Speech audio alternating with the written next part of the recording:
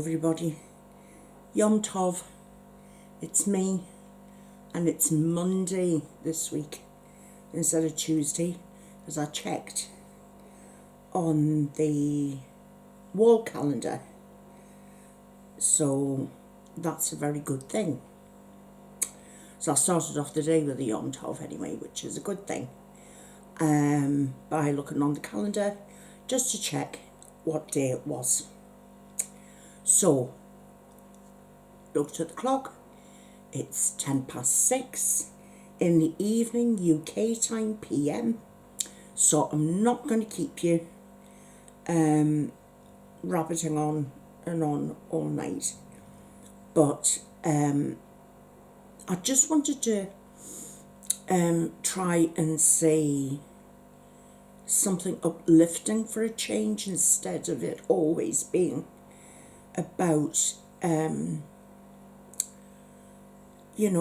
sad stuff, because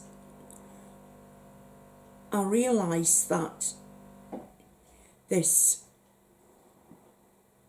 barnacle, for want of a better word, that I've got hanging onto me isn't going to go away, and it really is a huge part of my life that I just can't ignore. And sorry, Coke.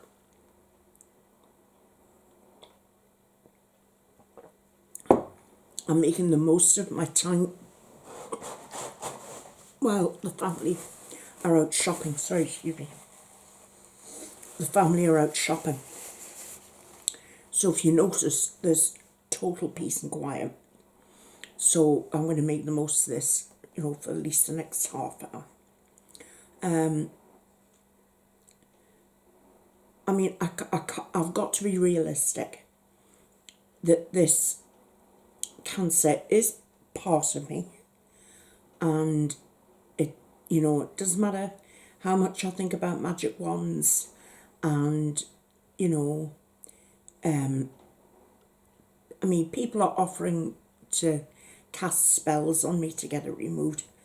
It's a lovely thought, but don't. Just leave it be. It is a lovely thought and it's a lovely gesture, and thank you very, very much. But honestly, I would honestly just leave it.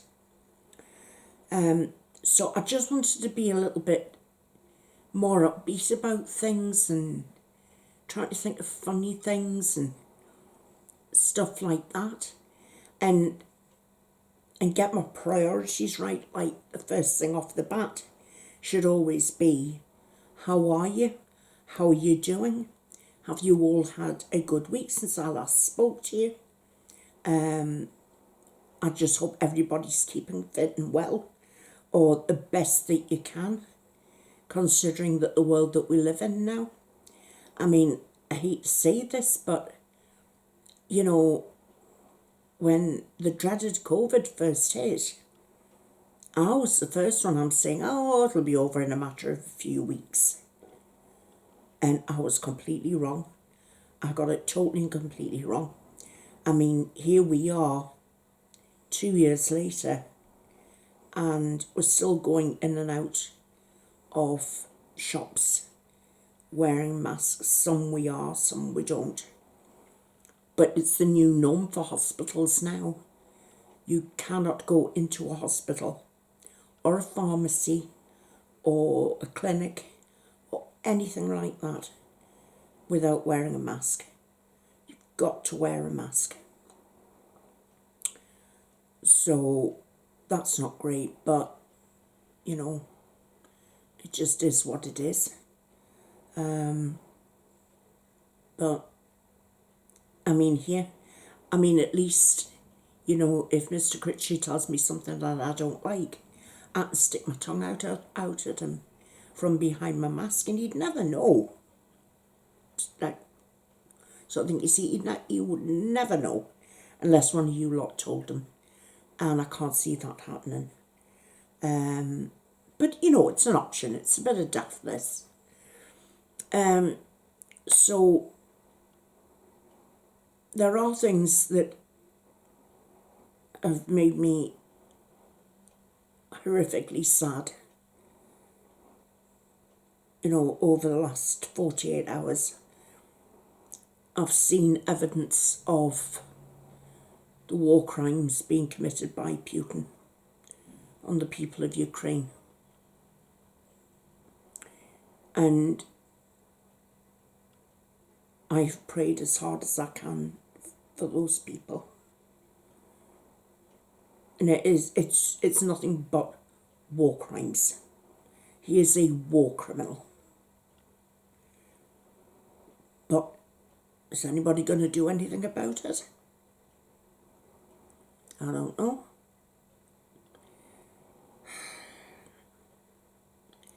He's got the biggest arsenal of nuclear bombs, than anybody else put together. He's got enough there to, wipe out the world. And he has cancer. We don't know what type, but he's been treated with steroids, and he's getting what they call roid rage. And he's got it into his head that he wants to be Tsar of all the Russias again and be another Ivan the Terrible. And what he's instructed his troops to do to those people, just because they want their freedom, is nothing short of a war crime. And I wish there was something I could do about it. But like the majority of us, I'm powerless. So all I can do is donate to true charities who are asking for cash to be sent that can be passed on to the refugees to buy stuff, anything that's left in their own country. If they can't, if their bank's been blown up, they can't get access to their money to buy food. Donations also go towards buying things for babies like nappies, diapers, baby wipes, creams, baby toiletries, clothes. I mean, the thing is, there's so much stuff being collected in the UK for the Ukraine war effort, but it's trying to get it out to them safely. So I think they're sending a lot of stuff to Poland, and then it's going to be easier, I think, for the Polish people to get the items across to Ukraine. At least I think so. So that's something that's made me very, very sad. The other thing that made me sad was watching the memorial for Prince Philip, the Duke of Edinburgh.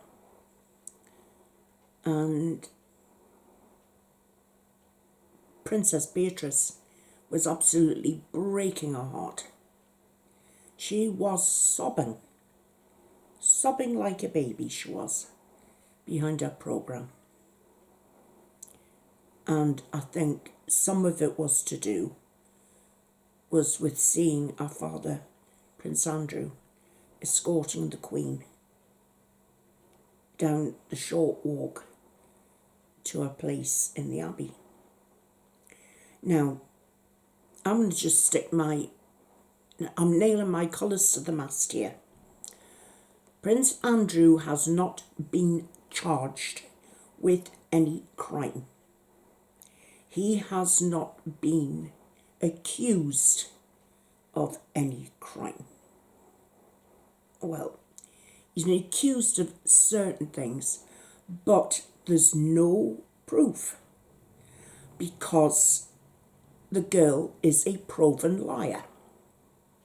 She is, and she should be doing time in jail because she trafficked teenage girls. She absolutely did. Now, I feel sorry for her in the fact that she obviously was a victim at some point, but she'd been involved with older men in the drug scene right up to the point of meeting Ghislaine Maxwell and Jeffrey Epstein. So she had a history. And my personal opinion, for what it's worth, is that I think Andrew was a scapegoat instead of going for the bigger names in America. You know, like the president who has himself in a painting on the wall in Jeffrey Epstein's house, wearing the same blue dress that Monica Lewinsky was wearing. I'm not going to name that president. I'm sure you're all perfectly capable of working it out for yourselves. But anyway, I think what Andrew is guilty of is very dubious choices in his choice of friends. I think he says it's learning things, and it was for British, exchange of views and, in trade and industry and what have you. I don't know how much of that I believe or not. Apparently he was good at his job when he did, trade affairs and things like that. But I think he was a soft target. So we'll just have to wait and see. But, they're saying, okay, well, there's no smoke without fire. But I'm sorry, there was no fire. So there was no smoke. And people are also saying that Prince Andrew has muscled his mother into allowing him to take her out in public everywhere. She might be doddery on her legs, but our queen is incredibly bullheaded. She's Taurus, and she is incredibly stubborn. And like I said, she might be doddery in the legs, but her brain is as sharp as a tack. And if she wanted Andrew to do that, then she's allowed to get on with it. Plus, what people have got to remember, that was a memorial to his father. He helped his mother attend a memorial for his father. Why shouldn't he go? It's the royal family. He should have been allowed to go without criticism. Because I don't know what's up with the press these days. They never seem to report on anything happy, do they? They just want to focus on the sad stuff and the things that grab headlines. That drives me absolutely mad. So I'm not going to focus on that anymore. Right, is that... Oh, I've been talking for about 15 minutes, so that's okay. See, I'm being really good today. I'm keeping an eye on the time.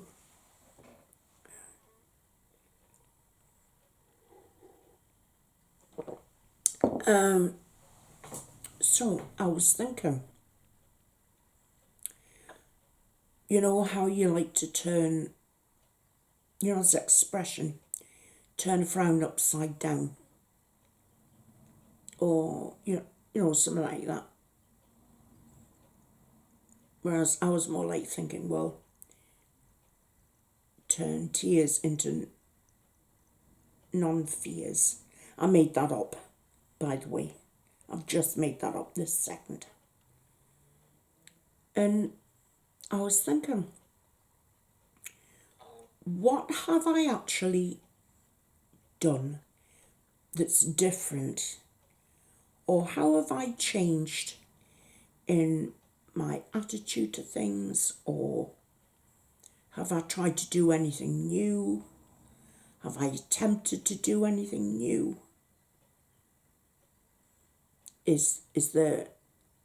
Have I started a new hobby? Something like that. And my mind, it's like just tendrils. It just wanders all over the place, literally like that. And then it goes, and it just never switches off. I have huge problems going to sleep because my brain just doesn't switch off. And I was thinking, well, I haven't started anything new, not a hobby. I mean, I picked up my journal and I've been writing a lot more in my journal. But that particularly is something that I want to keep up for as long as I possibly can. And then the family can read it when I'm gone. Because I'm certainly not letting them read it now.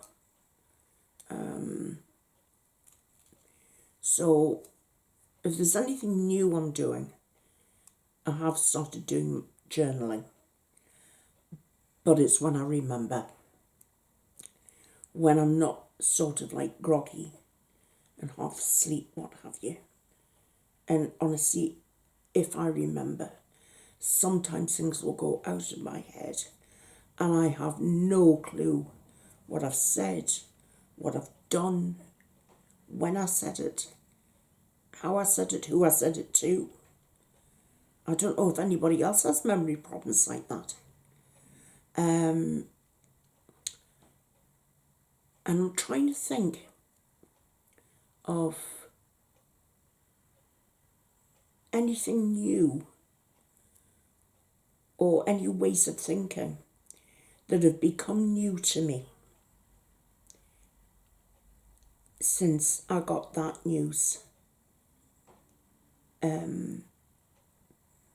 Well, it was first hinted at me, it was the end of May last year, but concreted at the beginning of June. So I'm thinking, is there anything I can think of that I've done that's new or completely and totally different? Well, I have cut my hair very short.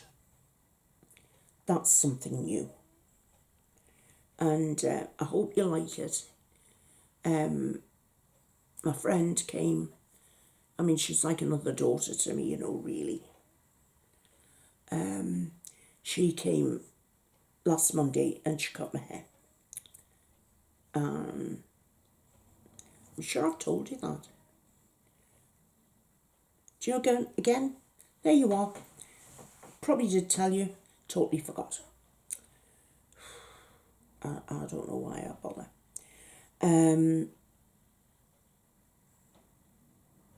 I started being a little bit more adventurous with my eye makeup. And I thought, why don't I try and match my eye makeup with whatever I'm wearing? And that's what I've tried to do today. So I hope you like it. No, if Angie's watching, hello, Mrs. How you doing? Love you. I'm sure that she will have something nice to say about what I've done. She always does. She's lovely. But guys, I'm really struggling about anything new that I've done. I tell you what I have done. I mean, I've started clearing out an awful lot of junk. And things that I've had and thought I was going to do something with, you know, way down the line. And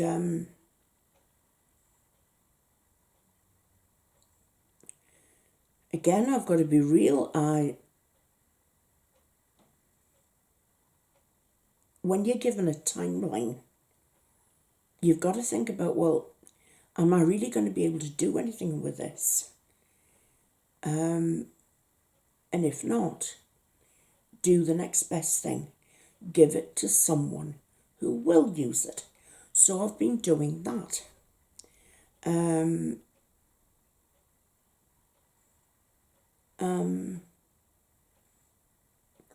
I mean, I'll tell you what, I have been buying some books, which isn't, that's nothing new because I'm always buying books.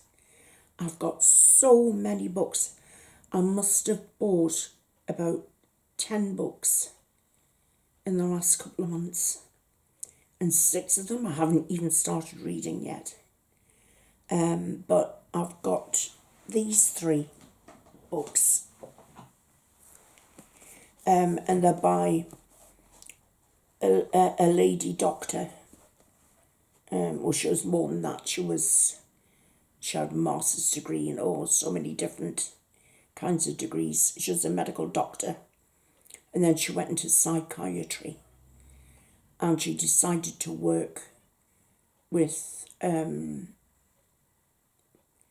those people who were dying and make their dying process kinder. So I think she was part of the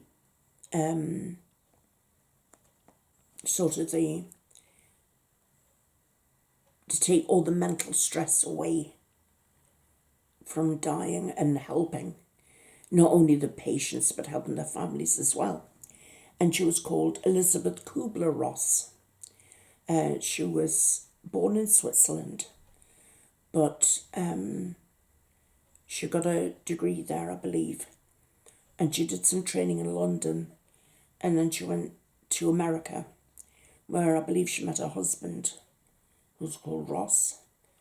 And anyway, she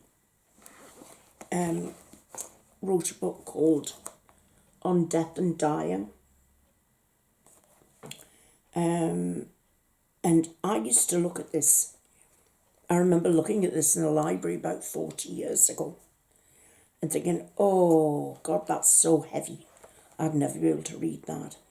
Considering some of the tomes I was reading when I was studying for my degree, you know. But I've started reading it and it's, honestly, I can hardly put it down. It's not all gloom and doom. Far from it. It's full of hope. As a lot of it makes me smile. And then I found this one of hers called On Life After Death, which I actually read in an afternoon, you know.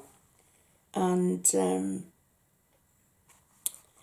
then I got another one, the professional book, The Best Pro the Dying Ever Had, and it's Living with Death and Dying. So all 3 by her. So I've nearly finished reading all of them. So I have been doing that. I've been reading that. I've got 6 more books to read. What are they on? Reincarnation. It's a huge top of mine. I've loved it for years. Let me check the time. Right, okay, not too far away. Because, as you know, I'm hugely into paranormal. And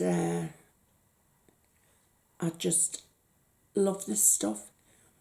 But, of course, what really helps me is my belief in what I believe.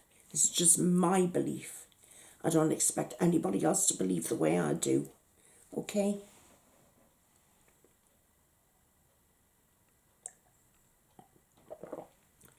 Gosh, I'm so incredibly thirsty today. Excuse me.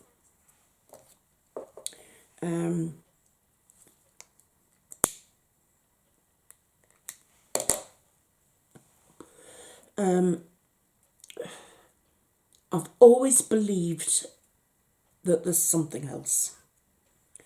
If I honestly believed that the minute I pop my clogs, that's it, there's nothing, I'd be absolutely heartbroken. But I do believe that I'm going to go to the other side. And I know that I'll be reconciled with the people that I want to be reconciled with. I know that much. I mean, you can set your intention. And I very much doubt I'll see my mother again. I don't want to. I don't want to see her again. But I do want to see my brother and his wife. And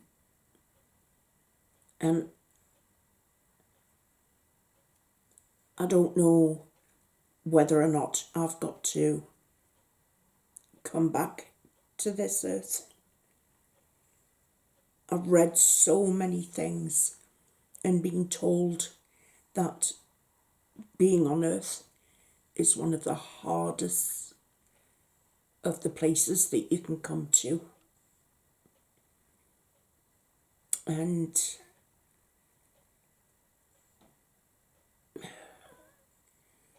it all depends on whether or not I've learned the lessons that I came here and I set out to learn.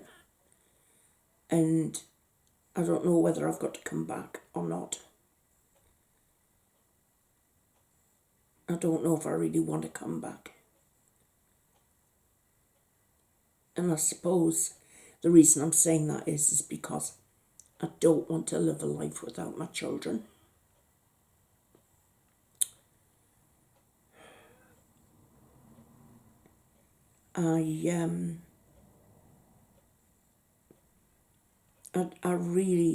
I just, do you know, I am trying to keep this as upbeat as I possibly can, but I'm not doing a very good job. And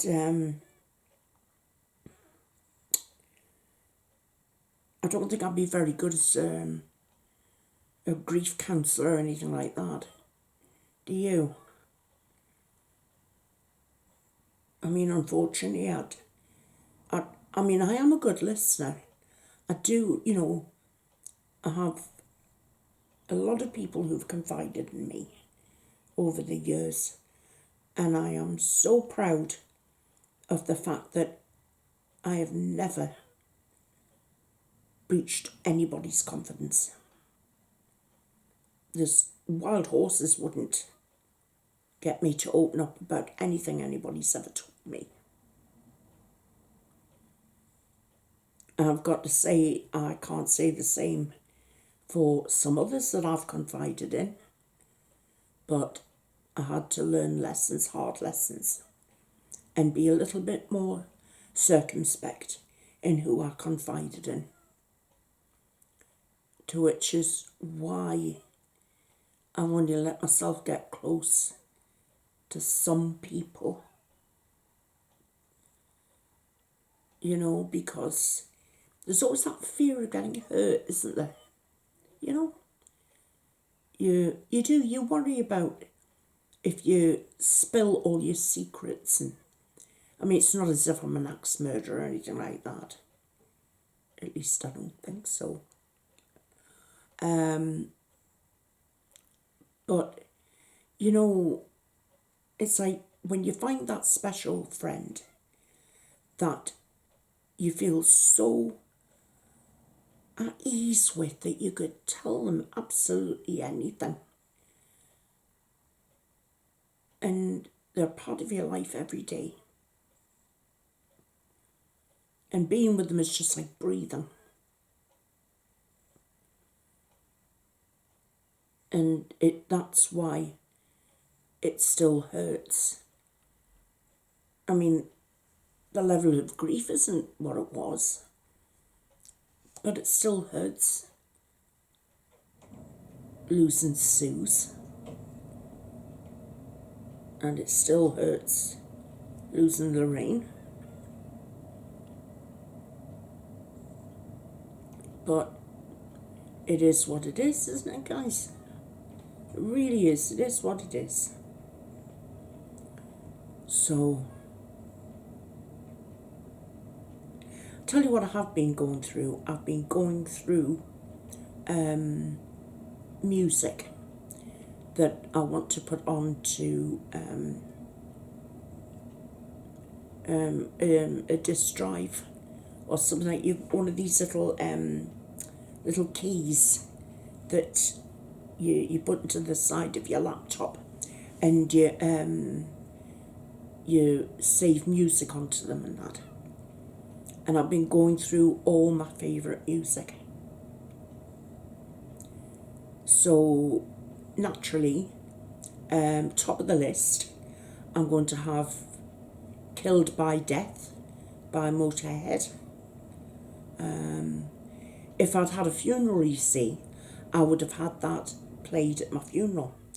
But as I'm not having a funeral, I'm just having a direct cremation. I've decided that I'm going to have all my favourite music loaded onto the hard drive, and then it will get played when I'm gone. And then my family will all get together and they can have a drink, and they can sit and listen to my music. And they have to listen to my music because it's my going away do, isn't it really? They don't have a choice. So I've been choosing all my favourite tunes. I mean, not all of it's rock music, you know. Some of it's, I was listening to Evergreen by Barbara Streisand this morning, and I would like a track from Fiddler on the Roof.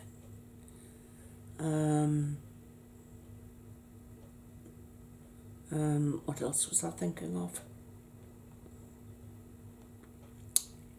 See, there's the memory. It's absolutely gone. Had a whole host of tracks there. And could I think of anything?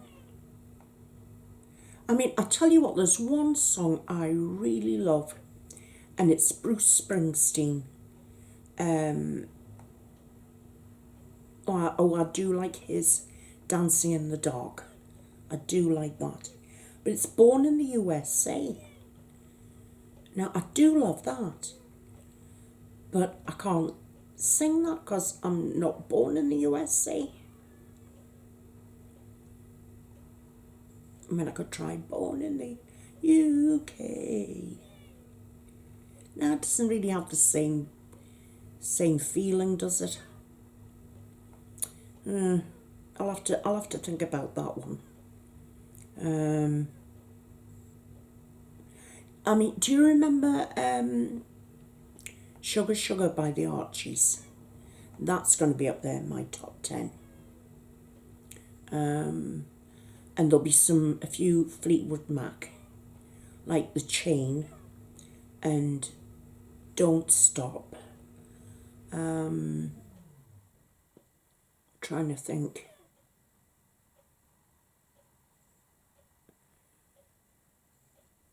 Some of the ones by Stevie Nicks,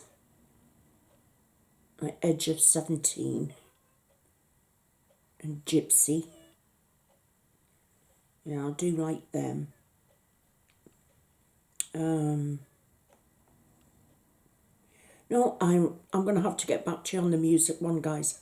I'm sorry, my memory is failing me something chronic today, and I do apologise about that. I seem just to be floating from one topic to the other, and you know, this memory stuff is just getting worse, and I'm not enjoying it, not one little bit. I mean, my hubby gets me a diary, like for my handbag, every year. He's got me one for every year from, I think it's 2003. And of course it's now 2022. So I'm actually making an effort to use this diary. That's not a ghost, it's just a cat. If you heard that, it's just a cat. Anyway, it's not Friday, it's not candle time, and it's not a ghost story. And the time is now, oh God, it's just after 7:15. So I'm going to have to let you go. And I feel it's only been 2 minutes, but it's been a long time. A lot of people switch off after 15 minutes, don't they? So anyway, I suppose I'm going to have to love you and leave you. And I just want to say thank you. Thank you just for sitting and listening to me. If you've hung out for this length of time, then thank you very much for sitting and listening to me. It's nice talking to you, especially in the silence. And I've been thinking about doing a live stream. It's just trying to find the right time. I mean, I want to try and catch, Australia and New Zealand, where I know we have Havenness. But I want to catch some of the UK crowd, and I want to catch, like, Canada and the United States, and,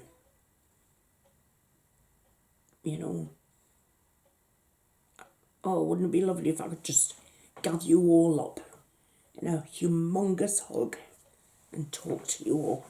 That would be nice. But anyway, thank you for watching. And another session of me just rabbiting on, as always. I don't get any better, do I? But, I am working on making more videos and getting the energy so I can sit with you. I do get tired very, very quickly. I'm tired before I start. But I do love you all very much. And I am trying to do more and not let you down. I know you're all very kind, but I do feel I've really let you down. This past year has not been easy. I should have been stronger. Just think I could have been twins, but that would have been a terrible thought, wouldn't it? Oh, gosh. Thought of me being twins. It actually terrifies my husband, thought of me being twins. He said he'd leave the country. He'll not get far. I'll hide the car keys. I love you all, and I'm going to say bye-bye to you now. Please take care of yourselves and be kind to one another.